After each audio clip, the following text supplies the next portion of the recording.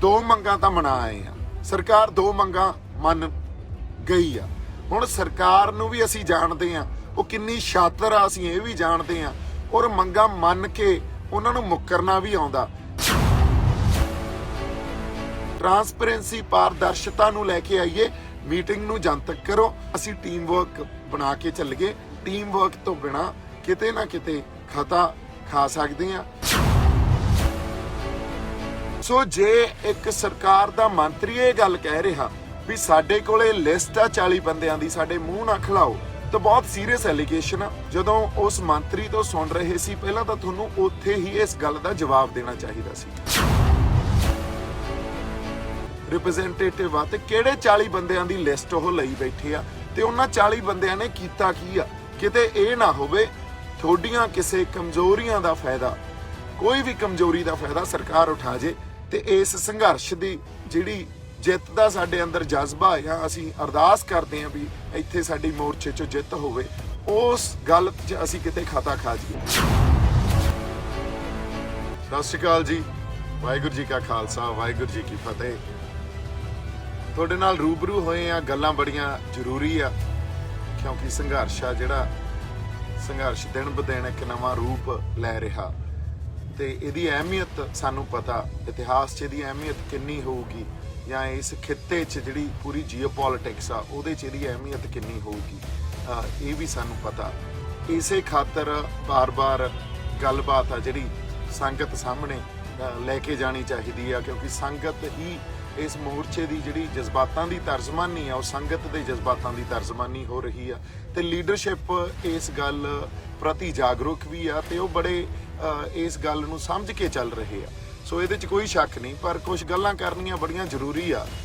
ਉਹ ਗੱਲਾਂ ਸੰਗਤ ਰੂਪੀ ਜਿਹੜਾ ਆਪਣਾ ਇੱਥੇ ਇੱਕ ਪੂਰਾ ਸਿਸਟਮ ਆ ਉਹਦੇ 'ਚ ਜਾਣਾ ਚਾਹੀਦੀ ਆ, ਤੇ ਉਦੋਂ ਬਾਅਦ ਉਹਦਾ ਕੋਈ ਹੱਲ ਅਸੀਂ ਰਲ ਮਿਲ ਕੇ ਕੱਢੀਏ, ਸਮੱਸਿਆਵਾਂ ਨਾਲ ਨਜਿੱਠੀਏ, ਇਹ ਵੀ ਬੜੀ ਜ਼ਰੂਰੀ ਗੱਲ ਆ।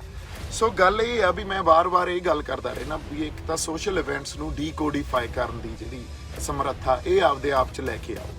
ਪੋਲੀਟੀਕਲ ਅਵੇਅਰਨੈਸ ਇਸ ਟਾਈਮ ਸਾਡੇ ਲਈ ਬੜੀ ਜ਼ਰੂਰੀ ਆ। ਉਹ ਪੋਲੀਟੀਕਲ ਅਵੇਅਰਨੈਸ ਇਸ ਮੋਰਚੇ ਨੇ, ਇਸ ਸੰਘਰਸ਼ ਨੇ ਇਕੱਲੇ ਪੰਜਾਬ ਨੂੰ ਨਹੀਂ, ਇਸ ਪੂਰੇ ਖਿੱਤੇ ਨੂੰ ਦਿੱਤੀ ਆ। ਸੋ ਉਸ ਪੋਲੀਟੀਕਲ ਅਵੇਅਰਨੈਸ ਨੂੰ ਸਾਨੂੰ ਯੂਜ਼ ਕਰਨਾ ਚਾਹੀਦਾ, ਉਸ ਪੋਲੀਟੀਕਲ ਅਵੇਅਰਨੈਸ ਦੇ ਸੰਦਰਭ 'ਚ ਗੱਲਾਂ ਨੂੰ ਦੇਖਣਾ ਚਾਹੀਦਾ।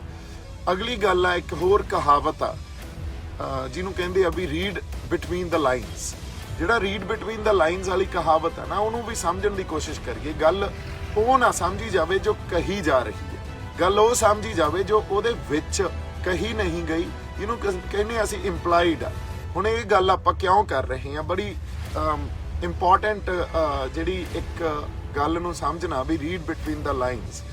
ਪਿਛਲੇ ਦਿਨੀ ਜਦੋਂ ਮੀਟਿੰਗ ਹੋਈ 30 ਦਸੰਬਰ ਦੀ ਮੀਟਿੰਗ ਹੋਈ, ਸਾਡੇ ਜਥੇਬੰਦੀਆਂ ਦੇ ਆਗੂ ਸਰਕਾਰ ਨਾਲ ਮੀਟਿੰਗ ਕਰਕੇ ਆਏ, ਉਹਦੀ ਇੱਕ ਜਾਣਕਾਰੀ ਸਾਡੇ ਤੱਕ ਪਹੁੰਚੀ, ਤੇ ਉਹ ਬੜੀ ਮੈਂ ਵੀ ਹੁਣੇ ਦੇਖੀ ਆ, ਜਿੱਥੇ ਪਿਊਸ਼ ਗੋਇਲ ਜਿਹੜੇ ਕਿ ਉਹਨਾਂ ਦੇ ਰੇਲਵੇ ਮੰਤਰੀ ਆ, ਉਹ ਕਿਸਾਨ ਜਥੇਬੰਦੀਆਂ ਦੇ ਆਗੂਆਂ ਨਾਲ ਗੱਲ ਕਰਦੇ ਇਹ ਗੱਲ ਕਹਿ ਰਹੇ ਆ ਵੀ ਸਾਨੂੰ ਪਤਾ ਤੁਹਾਡੀ 40 ਬੰਦਿਆਂ ਦੀ ਸਾਡੇ ਕੋਲੇ ਲਿਸਟ ਹੈਗੀ ਆ, ਤੁਸੀਂ ਸਾਡੇ ਮੂੰਹ ਨਾ ਖੁਲਾਓ।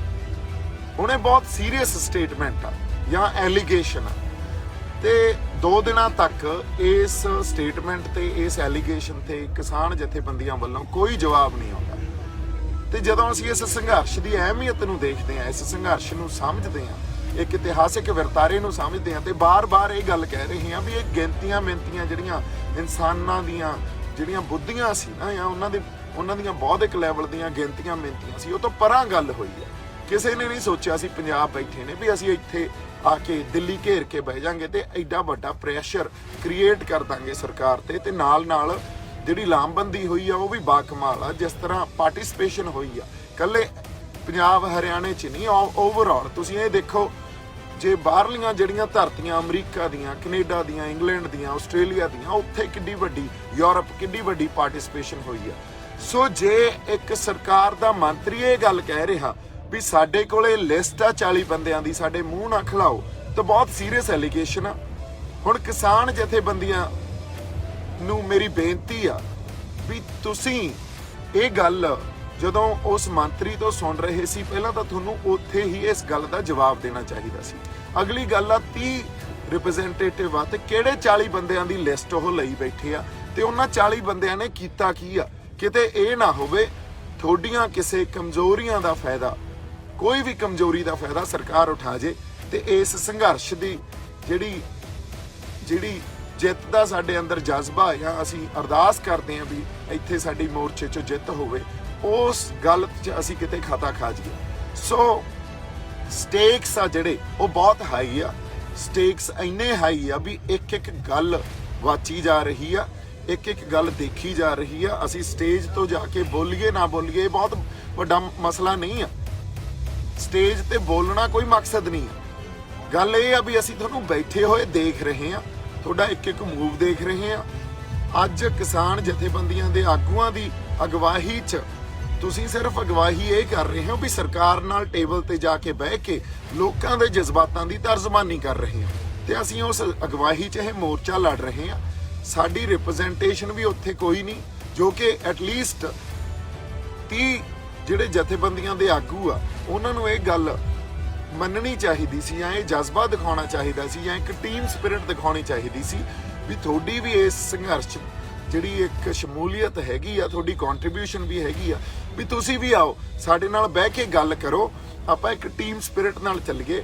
ਪਰ ਚਲੋ ਕੋਈ ਗੱਲ ਨਹੀਂ, ਜੇ ਨਹੀਂ ਹੋਈ ਅਸੀਂ ਤਾਂ ਵੀ ਇਹ ਕਹਿ ਰਹੇ ਹਾਂ ਵੀ ਤੁਸੀਂ ਅੱਗੇ ਲੱਗੇ ਹੋਏ ਹੋ, ਪਰ ਤੁਹਾਡੀਆਂ ਕਮਜ਼ੋਰੀਆਂ ਦਾ ਫਾਇਦਾ ਜੇ ਸਰਕਾਰ ਉਠਾਉਂਦੀ ਆ ਤਾਂ ਉਹ ਪੂਰੇ ਸੰਘਰਸ਼ ਲਈ, ਇਹਨਾਂ ਸੰਘਰਸ਼ੀ ਬੰਦਿਆਂ ਲਈ, ਇਸ ਖਿੱਤੇ ਲਈ ਬਹੁਤ ਵਧੀਆ ਗੱਲ ਨਹੀਂ ਹੋਊਗੀ। ਸੋ ਇਸ ਗੱਲ ਨੂੰ ਜੇ ਅਸੀਂ ਨਹੀਂ ਸਮਝਾਂਗੇ, ਉਸ ਸਟੇਟਮੈਂਟ ਦੀ ਜਿਹੜੀ ਜਵਾਬਦੇਹੀ ਉਹ ਦੇਣੀ ਬਣਦੀ ਆ ਵੀ ਉਹ ਗੱਲ ਕਿਉਂ ਕਹੀ ਗਈ ਤੇ ਤੁਹਾਡੀ ਇਹੋ ਜਿਹੀ ਕਿਹੜੀ ਕਮਜ਼ੋਰੀ ਆ ਜਿਹਦੀ ਲਿਸਟ ਜਾਂ ਜਿਹੜੇ ਬੰਦੇ ਆ ਉਹਨਾਂ ਦੀ ਲਿਸਟ ਸਰਕਾਰ ਬਣਾਈ ਬੈਠੀ ਆ। ਹੁਣ ਦੂਜੀ ਗੱਲ, ਜਿੱਦਣ 30 ਤਰੀਕ ਨੂੰ ਮੀਟਿੰਗ ਹੋਈ, ਉਸ ਮੀਟਿੰਗ 'ਚ ਤੁਸੀਂ ਬਾਰ-ਬਾਰ ਆ ਕੇ ਇਹ ਗੱਲ ਪ੍ਰਚਾਰੀ ਵੀ ਅਸੀਂ 2 ਮੰਗਾਂ ਤਾਂ ਮਨਾ ਆਏ ਆ, ਸਰਕਾਰ 2 ਮੰਗਾਂ ਮੰਨ ਗਈ ਆ। ਹੁਣ ਸਰਕਾਰ ਨੂੰ ਵੀ ਅਸੀਂ ਜਾਣਦੇ ਆ ਉਹ ਕਿੰਨੀ ਸ਼ਾਤਰ ਆ, ਅਸੀਂ ਇਹ ਵੀ ਜਾਣਦੇ ਆ, ਔਰ ਮੰਗਾਂ ਮੰਨ ਕੇ ਉਹਨਾਂ ਨੂੰ ਮੁੱਕਰਨਾ ਵੀ ਆਉਂਦਾ। ਜੇ ਤੁਸੀਂ ਇਸ ਵਰਬਲ ਕਮਿਟਮੈਂਟ ਤੇ ਆ ਕੇ ਇਹ ਗੱਲ ਰੱਖਦੇ ਹੋ ਔਰ ਸਰਕਾਰ ਨੇ ਕਿਤੇ ਵੀ ਇਹ ਗੱਲ ਜਾ ਕੇ ਵੀ ਸਾਨੂੰ ਰਿਟਨ 'ਚ ਨਹੀਂ ਦੱਸੀ ਜਾਂ ਕਹੀ ਜਾਂ ਦਿਖਾਈ ਵੀ ਆਹ ਲਓ ਤੁਹਾਨੂੰ ਰਿਟਨ 'ਚ ਦਿੰਨੇ ਆ, ਤੁਹਾਡੀਆਂ 2 ਮੰਗਾਂ ਮੰਨ ਲਈਆਂ, ਇਹ ਮੰਗਾਂ ਤਾਂ ਸਾਡੀਆਂ ਪੰਜਾਬ ਬੈਠੇ ਵੀ ਮੰਨਦੇ ਸੀ। ਸੋ ਇੱਥੇ ਕਿਹੜੀਆਂ ਸਾਡੀਆਂ ਉਹਨਾਂ ਨੇ ਮੰਗਾਂ ਮੰਨ ਲਈਆਂ, ਔਰ ਇਹਨਾਂ ਮੰਗਾਂ ਦਾ ਤਾਂ ਸਾਡਾ ਰੌਲਾ ਹੀ ਨਹੀਂ ਆ। ਰੌਲਾ ਅਸਲ ਆ ਜਿਹੜਾ ਉਹ ਨਵੇਂ ਜਿਹੜੇ ਕਾਨੂੰਨ ਬਣਾਏ ਆ, ਨਿਊ ਫਾਰਮ ਲਾਜ਼ ਆ ਜਿਹੜੇ, ਰੌਲਾ ਤਾਂ ਉਹਨਾਂ ਦਾ।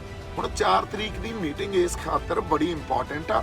4 ਤਰੀਕ ਦੀ ਮੀਟਿੰਗ ਤੇ ਲੋਕਾਂ ਦੀਆਂ ਆਸਾਂ ਤੁਸੀਂ ਆਪ ਹੀ ਟਿਕਾਈਆਂ, ਔਰ ਮੇਰੀ ਬੇਨਤੀ ਇਹ ਆ ਸਾਡੇ ਆਗੂਆਂ ਨੂੰ ਵੀ 4 ਤਰੀਕ ਦੀ ਮੀਟਿੰਗ ਨੂੰ ਤੁਸੀਂ ਜਨਤਕ ਕਰੋ, ਕਿਉਂਕਿ ਟਰਾਂਸਪੇਰੈਂਸੀ, ਮੈਂ ਇੱਕ ਵਾਰੀ ਫੇਰ ਕਹਿ ਰਿਹਾ, ਟਰਾਂਸਪੇਰੈਂਸੀ ਜਿਹੜੀ ਪਾਰਦਰਸ਼ਤਾ ਉਹ ਬਹੁਤ ਜ਼ਿਆਦਾ ਜ਼ਰੂਰੀ ਆ। ਸਾਨੂੰ ਪਤਾ ਹੋਣਾ ਚਾਹੀਦਾ ਸਾਡੇ ਆਗੂ ਸਰਕਾਰ ਨਾਲ ਜਾ ਕੇ ਕੀ ਗੱਲ ਕਰ ਰਹੇ ਆ, ਸਾਡੀਆਂ ਕਿਹੜੀਆਂ ਗੱਲਾਂ ਰੱਖ ਰਹੇ ਆ, ਜਾਂ ਸਾਡੀਆਂ ਗੱਲਾਂ ਦਾ ਜਿਹੜਾ ਉਹਦੀ ਹੱਕਾਂ ਦੀ ਰਾਖੀ ਕਿਵੇਂ ਕੀਤੀ ਜਾ ਰਹੀ ਆ। ਕਲੋਜ਼ ਡੋਰ ਮੀਟਿੰਗਸ ਹੁਣ ਨਾ ਕਰੋ, ਕਿਉਂਕਿ ਸਟੇਕਸ ਇੰਨੇ ਜ਼ਿਆਦਾ ਹਾਈ ਆ, ਸੰਗਤ 'ਚ ਇੱਕ ਡਿਸਕਨੈਕਟ ਪੈਦਾ ਹੋ ਰਿਹਾ, ਇੱਥੇ ਬਹੁਤ ਵੱਡਾ ਡਿਸਕਨੈਕਟ ਆ। ਤੇ ਇਹ ਸੰਗਤ ਦੀ ਡਿਮਾਂਡ ਆ ਵੀ ਜਿਹੜੀ ਮੀਟਿੰਗ ਹੋਵੇ ਉਹ ਕਿਸਾਨ ਏਕਤਾ ਮੋਰਚਾ ਜਿਹੜਾ ਅਸੀਂ ਪੇਜ ਬਣਾਇਆ ਉਹਨੂੰ ਤੁਸੀਂ ਲਾਈਵ ਕਰ ਦਿਓ ਤੇ ਜਨਤਕ ਕਰੋ, ਆਪਦੀ ਜਿਹੜੀ ਗੱਲਬਾਤ ਆ ਉਹਨੂੰ ਜਨਤਕ ਕਰੋ, ਤਾਂ ਕਿ ਲੋਕਾਂ ਨੂੰ ਤੇ ਸਾਨੂੰ ਪਤਾ ਲੱਗੇ ਵੀ ਸਾਡੇ ਹੱਕਾਂ ਦੀ ਰਾਖੀ ਤੇ ਸਾਡੇ ਜਜ਼ਬਾਤਾਂ ਦੀ ਤਰਜਮਾਨੀ ਕੀਤੀ ਜਾ ਰਹੀ ਆ। ਅਗਲੀ ਗੱਲ ਜਿਹੜੀ ਮੈਂ ਫੇਰ ਤੁਹਾਨੂੰ ਬੇਨਤੀ ਕਰ ਰਿਹਾ ਵੀ ਇੱਕ ਤਾਂ ਅਸੀਂ ਟੀਮ ਵਰਕ ਕਰਕੇ ਚੱਲੀਏ, ਅਸੀਂ ਏਕਾ ਤੋੜਨਾ ਨਹੀਂ ਚਾਹੁੰਦੇ, ਸਾਨੂੰ ਏਕਾ ਬਣਾਈ ਰੱਖਣਾ ਚਾਹੀਦਾ। ਸਾਡੇ ਏਕੇ ਤੋਂ ਹੀ ਉਹ ਡਰਦੇ ਆ, ਪਰ ਇਹਦਾ ਮਤਲਬ ਇਹ ਨਹੀਂ ਅਸੀਂ ਗੱਲਬਾਤ ਕਰਨੀ ਛੱਡ ਦਈਏ। ਅਸੀਂ ਆਪਸ 'ਚ ਟੀਮ ਸਪਿਰਿਟ ਤਾਂ ਹੁਣ ਤੁਸੀਂ ਇਨਸਿਕਿਉਰ ਹੀ ਇੰਨੇ ਹੋਏ ਹੋ ਵੀ ਇੱਥੇ ਸਟੇਜ ਨੂੰ ਆਏ ਪ੍ਰੋਟੈਕਟ ਕਰਕੇ ਰੱਖਿਆ ਵੀ ਇੱਥੇ ਸਾਡੇ ਵਿਰੁੱਧ ਕੋਈ ਆ ਕੇ ਗੱਲਬਾਤ ਨਾ ਕਰ ਜੇ। ਦੇਖੋ ਫਿਰ ਸਰਕਾਰ ਤੇ ਸਾਡੇ 'ਚ ਫਰਕ ਕੁਝ ਨਹੀਂ ਰਹਿ ਜਾਂਦਾ। ਇੰਨੀ ਨਿਰਦਈ ਤੇ ਜ਼ਾਲਮ ਸਰਕਾਰ ਆ, ਅਸੀਂ ਉਵੇਂ ਬਿਹੇਵ ਨਹੀਂ ਕਰ ਸਕਦੇ। ਸਾਨੂੰ ਇੱਕ ਤਾਂ ਟੀਮ ਵਰਕ ਨਾਲ ਚੱਲਣਾ ਚਾਹੀਦਾ।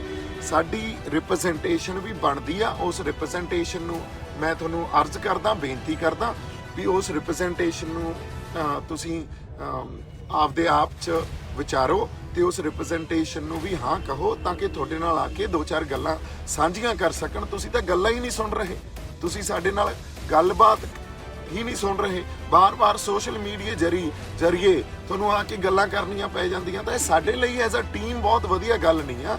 ਜੇ ਸਾਡੇ ਆਗੂ ਉਹਨਾਂ ਤੱਕ ਇਹ ਗੱਲ ਪਹੁੰਚਦੀ ਹੈ ਤਾਂ ਹੱਥ ਜੋੜ ਕੇ ਬੇਨਤੀ ਆ ਉਹਨਾਂ ਨੂੰ ਵੀ ਸਾਡਾ ਏਕਾ ਬਣਾਈ ਰੱਖੀਏ। ਸਾਡੇ ਏਕੇ ਤੋਂ ਹੀ ਸਰਕਾਰ ਡਰ ਰਹੀ ਆ ਤੇ ਸਾਡੀ ਜਿਹੜੀ ਰਿਪਰੈਜ਼ੈਂਟੇਸ਼ਨ ਆ ਉਹ ਲਓ, ਕਿਉਂਕਿ ਅਸੀਂ ਵੀ ਆ ਕੇ ਕੁਛ ਨਾ ਕੁਛ ਆਪਦੇ ਸੁਝਾਅ ਦੇ ਸਕੀਏ। ਸਾਡੇ ਕੋਲੇ ਸੰਗਤ ਦੇ ਬਹੁਤ ਸੁਝਾਅ ਆਉਂਦੇ ਆ, ਬਾਹਰਲੀ ਸੰਗਤ ਦੇ ਬੜੇ ਸੁਝਾਅ ਆਉਂਦੇ ਆ।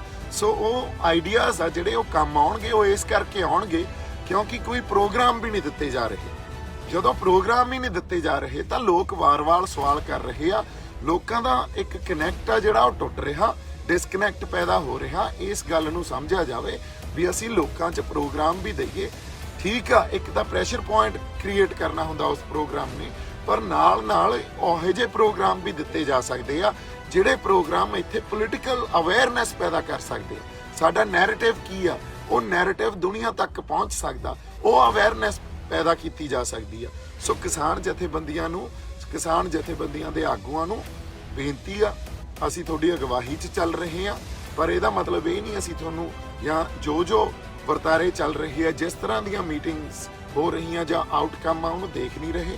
ਸੋ ਇੱਕ ਵਾਰੀ ਫੇਰ ਮੇਰੀ ਬੇਨਤੀ ਇਹ ਆ ਵੀ ਅਸੀਂ ਟਰਾਂਸਪੇਰੈਂਸੀ ਪਾਰਦਰਸ਼ਤਾ ਨੂੰ ਲੈ ਕੇ ਆਈਏ, ਮੀਟਿੰਗ ਨੂੰ ਜਨਤਕ ਕਰੋ। ਐਂਡ ਅਗਲੀ ਗੱਲ ਆ ਜਿਹੜੀ ਵੀ ਅਸੀਂ ਟੀਮ ਵਰਕ ਬਣਾ ਕੇ ਚੱਲੀਏ। ਟੀਮ ਵਰਕ ਤੋਂ ਬਿਨਾ ਕਿਤੇ ਨਾ ਕਿਤੇ ਖਤਾ ਖਾ ਸਕਦੇ ਆ। ਸੋ ਇੰਨੀਆਂ ਕੁ ਗੱਲਾਂ ਤੁਹਾਡੇ ਨਾਲ ਕਰਨੀਆਂ ਸੀ।